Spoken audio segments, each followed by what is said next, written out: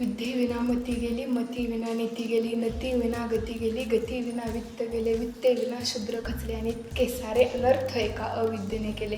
नमस्कार सन्माननीय परीक्षक आणि माझ्या देशबांधवांनो, ज्याने 18व्या शतकाच्या अंधारात क्रांतीची मशाल पेटवली, ज्याने या समाजाचे टोमणे सुचले आणि विद्येची पाटे सोडली नाही, अशा महात्मा फुलेंच्या द्विशताब्दी वर्षानिमित्त मी तुमच्यासमोर विषय मांडते. आजच्या समाजात महात्मा फुलेंचे विचार किती प्रासंगिक.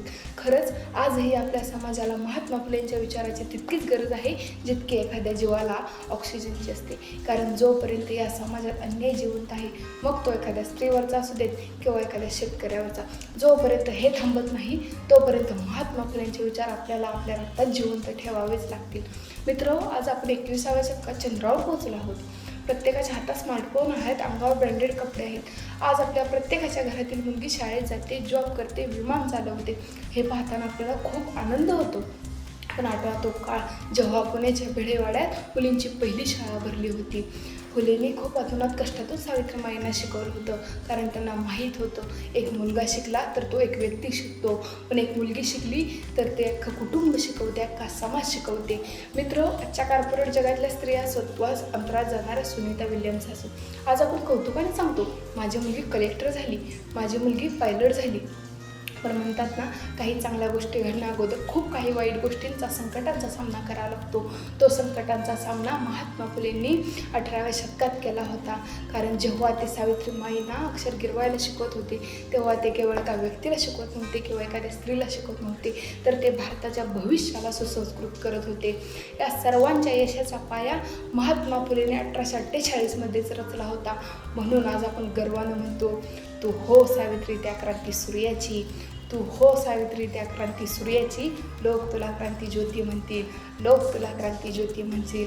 आणि याच स्त्री शिक्षणाच्या विचारामुळे आज अख्खा संपूर्ण भारत देश एक स्त्री सांभाळते.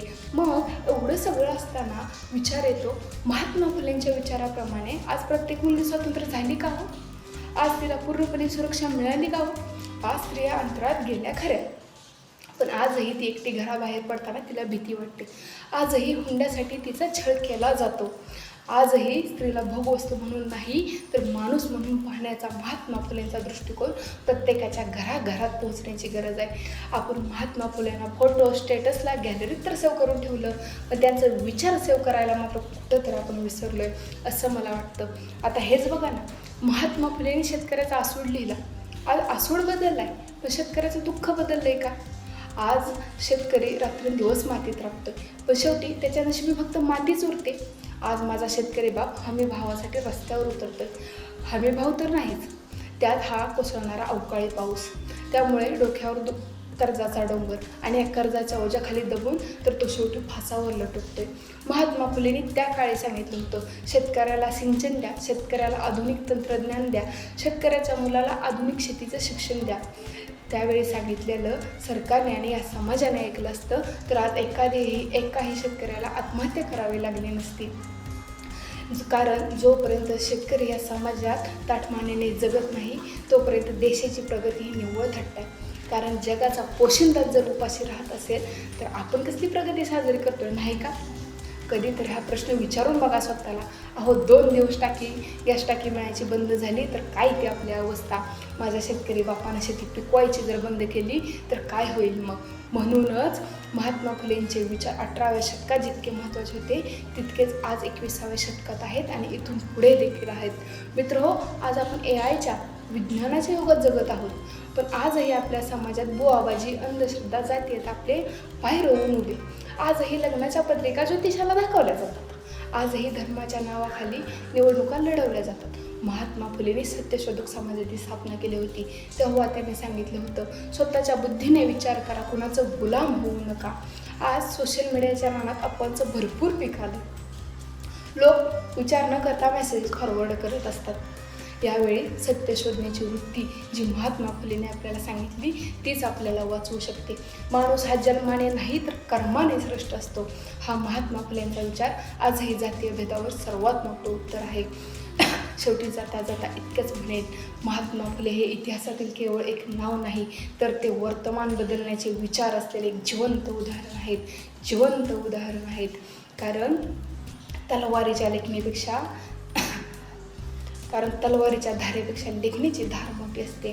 कारण तलवारीच्या धारेपेक्षा लेखणीची धार मोठी असते. आणि ज्योतिबाची लेखणी आजही अन्यायाला जाळत असते, आजही अन्यायाला जाळत असते. ही द्विशताब्दी केवळ हार घालण्यासाठी किंवा भाषणे ठोकण्यासाठी नसावी. खऱ्या अर्थाने जर आपल्याला त्यांना अभिवादन करायचे असेल तर आपल्या आजूबाजूला होणाऱ्या अन्यायाविरुद्ध आवाज उठवायला शिका. कारण अन्याय करणाऱ्यापेक्षा अन्याय सहन करणारा मोठा गुन्हेगार असतो. जातीय भेदाच्या पलीकडे जाऊन माणसाला माणूस म्हणून पाहायला शिका. आणि खऱ्या अर्थाने जेव्हा या देशातील प्रत्येक मुलगी सुरक्षित होईल आणि माझा शेतकरी बाप ताठमानेने जगेल, त्या दिवशी महात्मा फुलेंना अपेक्षित असलेला समाज घडेल असं म्हणायला काही वावगं ठरणार नाही. आणि त्याचं उत्तम उदाहरण म्हणजे तुमच्यासमोर उभी असलेली मी. त्यांच्या स्त्री शिक्षणाच्या विचारामुळे आज मी माझे स्वतंत्र विचार तुमच्यासमोर मांडते असं म्हणायला काही हरकत नाही. एवढं बोलते आणि थांबते.